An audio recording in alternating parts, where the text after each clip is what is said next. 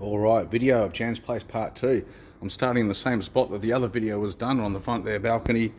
I've decided we're going to get rid of this horrible strip because I've actually got some cut bits so that Tony can get us hold of, make that look all nice. Doors and that still yet to be done. Don't worry about the outside bit for now. The main cause of all the past events was basically trying to eradicate dust. I can't paint and anything, and start constructing things until I get rid of all the mess. So all that's basically been done is a case of ripping out absolutely everything that needs to physically go, so we can actually then start getting the putty and getting into it. So as I said, we're going skirting free. Get that all tidied up on the edge. Oh, quick pan back to this. You get plenty of time to see these silly things when you got time to. We're sitting around here and you're thinking things through. Okay, I don't know if you can see that, but because she's burnt the pot so many times, it's left this staining effect from around the pictures that were on the wall. And she's even had this one on the piss for so long that it's stained itself on the skewer. I don't know if the camera's picking that up. It doesn't matter. She's on the piss, so that picture would have been sitting there skew for forever. I just think it's hilarious. So we're painting the intercom system. I've just covered that over to keep the dust out of it for now. We've cleaned all connections and everything, and I've said I'll fix the thing downstairs. But I'm going to paint the cover because it was all faded yellow plastic and stuff. I'm just going to simply spray paint it up, make it look nice, and it should then match the wall.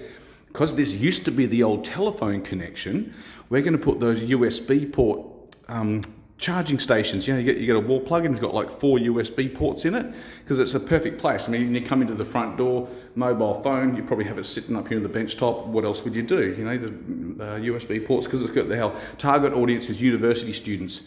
So they're going to want all of those kind of modern amenities. I've fixed up this here too, because I know it's a little bit premature, but I've been trying to clean this up. But we never had the key for the old one. It was all rusted up and seized up. I grabbed myself a new one from down the road, and I've been trying to spend some time cleaning this up here. You can see that whoever the idiot was has still got paint on it, but slowly chipping away at that one.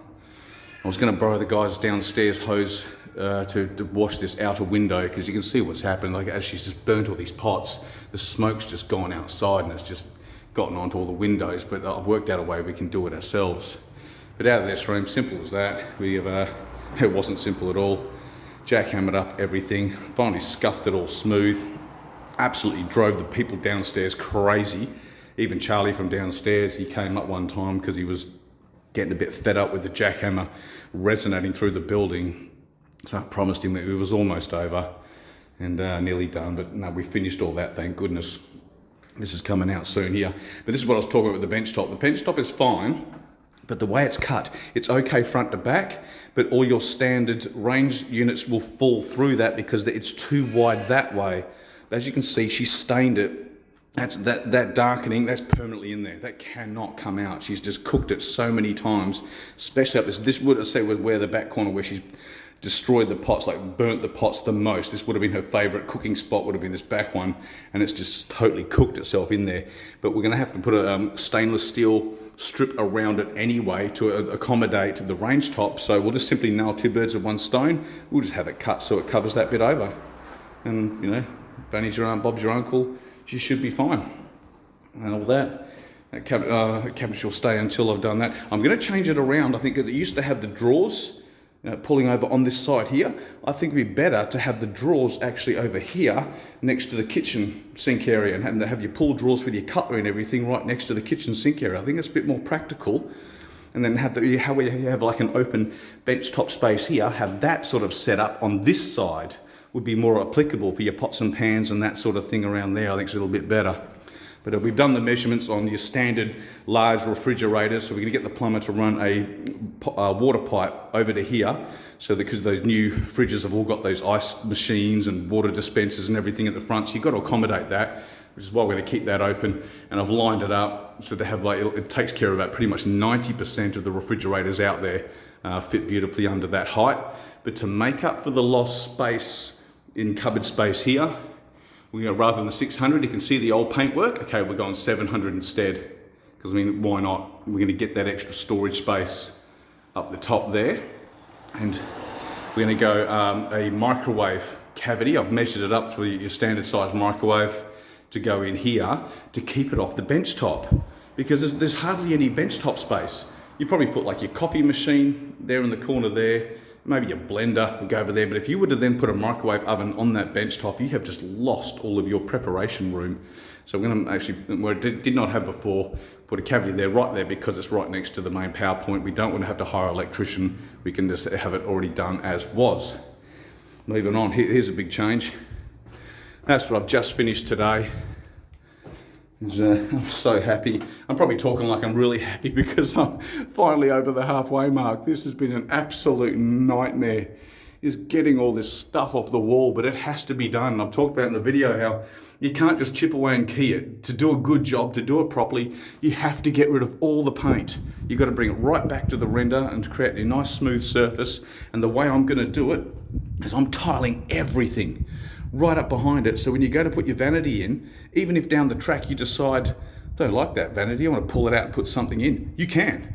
Because when you pull it out, everything is just tiled. You can put any shape, size, to vanity you want. It makes no difference at all. The thing is fully sealed, fully tiled, and what else we got? Oh, look at this clown. Look at what they've done.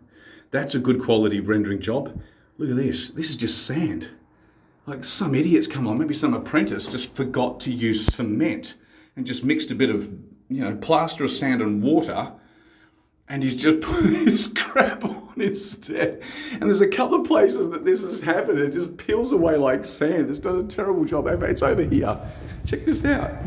You can see it you can see the sand just pouring out of the wall here. So you can see the colour of it. It's like some idiot has just forgotten to put cement, his lime and his cement into the mix, and he's just got it done that. Instead, he's just shoved it up the wall. I thought, that'll do. This place has been done on the tack.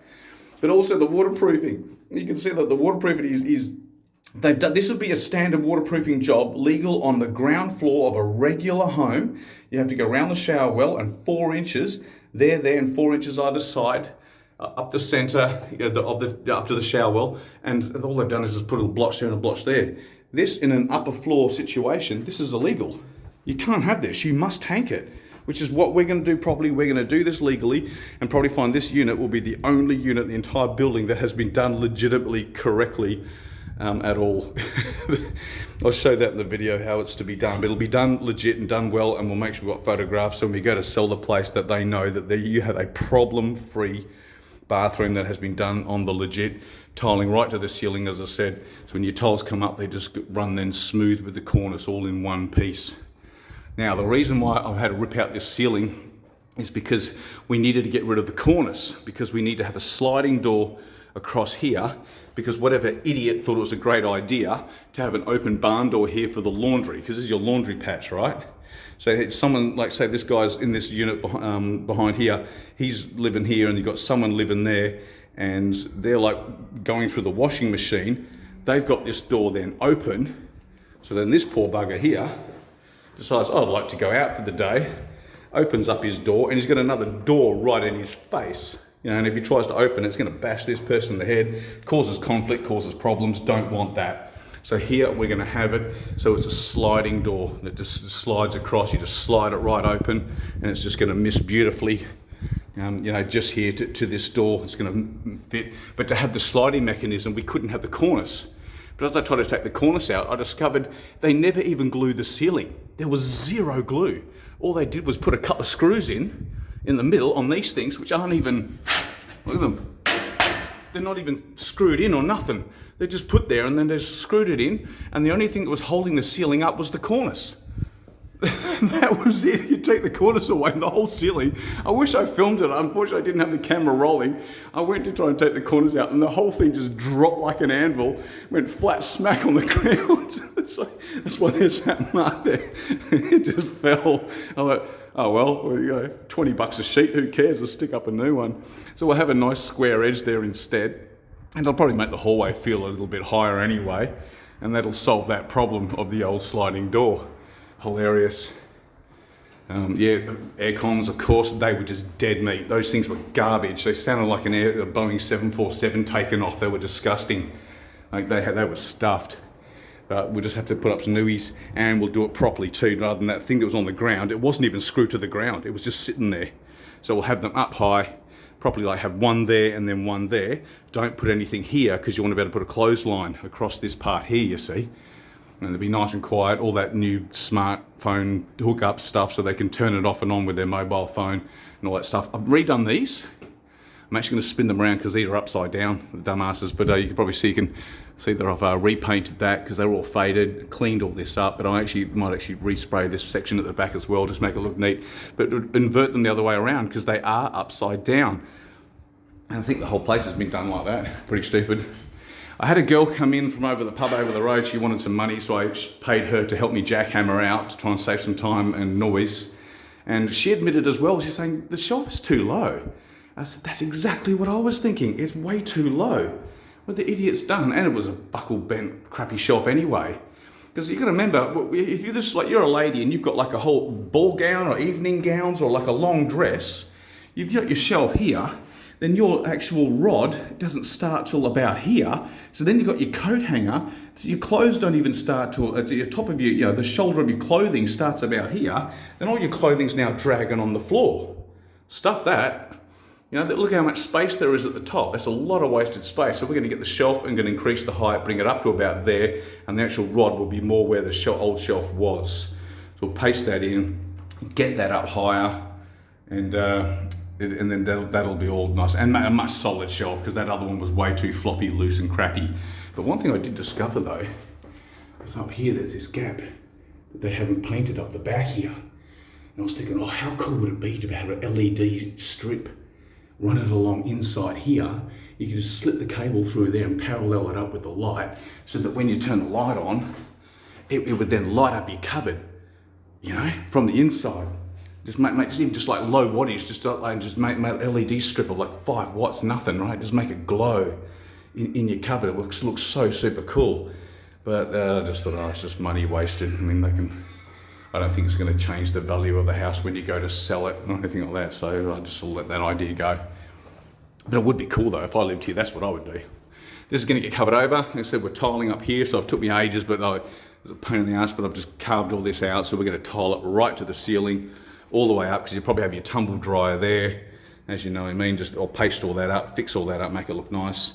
Get some new spindles, because those ones look like 1,000,000 years old and tacky as crap, so we'll get a couple of new spindles for that, because you want everything to be nice and smooth and fluid, that kind of thing. And I've got an idea like for just a simple box system here that's like push thing, you can open up the cupboard so you can access these things, but it'll just be just a white cabinet in front, then with a strip with a shelf in the front of it, so you can put your products on the top. Might as well make use of it, if you know what I mean. You've got that little bit there, you might as well give them a little shelf and you can put your bits and pieces in there to give yourself a bit more storage space, because at the moment this place is limited for space. Don't know what to do about this one yet with the colour of this. We're coming up with some ideas because that looks so tacky. I may just paint it in the end, clean it up, I don't know. But I was hoping to get a hold of a whole new one, maybe a nice white, but if I can puff it up, I could probably just paint it the same when I paint the walls and try and get it to blend right in. Because I've got the spray gun now, so I can just spray gun it, make it look smooth, and hopefully it'll just blend right in. This shelf is all right, just needs to tidy up. We'll get the proper things here. But this is an idea that I think I talked about before. Wah came up with a great idea, is because I didn't like this stupid box here. This here just looked ugly as, having this cover here, and that fan makes such a noise. That's your extractor fan, right? So even if someone in the other bathroom turns it on, it makes that horrible sound. But I can get a whole wad of insulation. Turn it off now, but I'll get some insulation and stuff that box with insulation and soundproof it. So you should hardly hear that at all. And I'm going to smoothen that off with a panel that screws in nice and dead flush and smooth. And then to increase the light, we can just have a small LED light fitting and then put a mirror over the top of the whole thing. And I was even thinking I could put a strip of wood just at the top and have the mirror slightly on an angle, so that when the light hits, the light reflects it off here. So then if you did have a mirror down the back side here, it double reflects the light. You can see yourself from both sides. And if it was slightly on an angle, you can actually then see yourself. If you're like putting a hat on or something like that, you're getting dressed, because this is gonna end up dark in here. You don't want that. And then you can check yourself out. And if your tag is sticking out on the back of your collar, you can see it. You nail two birds in one stone. Yeah, that way you can covers over that ugly patch, helps soundproof it, and would be super cool, and it's pretty cost effective. Just a bit of chunk of mirror you get from the glazier, wouldn't be much at all, and it would be super cool because you can just get away with a small, those little 25 watt LED lights. I think that one's a 15 watter that we're going to put in here, and it would just light it up like crazy at no cost. I think I've worked it out, all the lights in the entire place, if you were to turn every single light on in the house, it's less than 300 watts. Whole house. It's going to be cool. This is the bugger over here. This was the nightmare one. Finally done it. Now this is the interesting part. Well, I know this video's dragging on a bit here. Sorry about the time length, but as you sort of pull everything apart, it reveals the truth about everything. It's a fascinating bit. Look, this, I think someone read the plans wrong, because even the cabinetry in the kitchen had the wrong unit number written on the back of the cabinetry. They had unit 19 written on it. I'm not going to say what it is, but this isn't unit 19. Someone, probably the person in unit 19 has got this unit's cabinetry in it, but someone's severely stuffed up. I think someone read the plans wrong, because I have noticed in this building that other tenants have got their arrangement is different from what this one is. But you can see that's a waste hole for a shower. So that's a shower waste hole. So obviously this was supposed to be a shower cubicle, but then became a toilet. And this is what's called a skew pan, because it goes off to the right-hand side. There's only 2 in WA of this, and they're not cheap. I went and priced them, and he says it doesn't matter where you go. He says they're all made by Caroma, and unfortunately there's 2 here. They're in Canning Vale, and they'll be the same price. They are, because they're a rare item, they're a little bit more pricey. And if those 2 happen to sell, you have to wait. They'll come from the eastern states, but those pans are a little on the pricey side. I'm scared. Okay, I'll say it, 750 bucks. There's $750 for that skew pan. He says it doesn't matter what plumber you go to, they're going to charge you the same, because that's just what they are. And my site supervisor, mate, he told me the same thing. He says, mate, they're going to be pricey because it's such a rare item. Fortunately, we only need the one. But even here, look at this. You can see that I think there was supposed to be a switch here or something. You can see it chased up through the wall, up in here. And that never eventuated, and this the clown did the same thing here with this. They can see that's a good quality job. This is done by some clown who just got some beach sand and spat on it and shoved it up on the wall, and it just fell off. It would just come away in your hands. You could literally just crumb this away, just get your fingers, and it would just break off. Like it's just useless shit. Like you can actually hear it. I don't know what idiot's done that. Don't have silence. I'll have to plaster that up with proper render, but it's just hilarious. Hey, look at it, beach sand. The rest of it was good though. In fact, the guy who did the right mix did a really good job. It was a nightmare to get the blooming paint off it. It really was. This mix across over the plumbing, that is entirely wrong. Way too stiff a mix. It's like the guy must have used up all the cement to do this bit of bog work, and he didn't have enough left over to do this. I don't know how this happened, but like that is the wrong mix for this. It's like rock solid. This is like concrete. And this is what I mean by things have been done wrong. That looks like that went up there to be a waste hole for a toilet, because the size of that waste hole there is for the toilet. And then this here, I found this here under the bricks. It's like, what the hell? that was under the bathtub. And this here's the wrong size, so I'll have to get some expanding foam, squirt that around there, paste that over so I can waterproof it and get it all legit. But it's just hilarious, and it gets better. Look at this. In the wall, someone stuck a PowerPoint connection here, chased it had the whole conduit and everything in the wall, and then until someone comes and says, mate, you haven't read the plans right, this is wrong. This shower goes here, shower bathtub goes there, toilet goes there, not a shower, vanity, I don't know what the heck was going on there, but yeah, because it looks like they had the connection there, maybe it's for the vanity to go there, or the connection for the toilet was to be there. Who knows? But it was it was definitely a muck up, that's for sure. Hilarious. This wall's on the piss. Actually, it's severely on the piss. I have to get this one right. You probably can't see it here, but that is not 90 degrees. That's like way out. So I'm gonna have to like render this up to try and get this nice and square. Otherwise, you're gonna see it in the tiling. In fact, there you go, you can probably see it there, look at that. See how there's open bird mouth? So like 90 degrees would be like back here. And it's right back there, it's like it's way out on the PLC. So I'm going to have a real fun time trying to get that to look nice, neat and square, but I've got to be able to then bring it up so that it is still then flush with the cornice. Because I'm not going to change that cornice. That'll be a real pain in the ass if I've got to mess with that. But even that is like, it's sort of right, but not quite right. But I'll get it right in the end. It'll be a bit of mucking around, but I'll get it right. Be a bit of dicking about. But that's the situation. We finally got everything out. Just gutted it. All done. Yeah, this door, we're going to paste that up. Had to unjam that one, but we'll change that for the good stuff.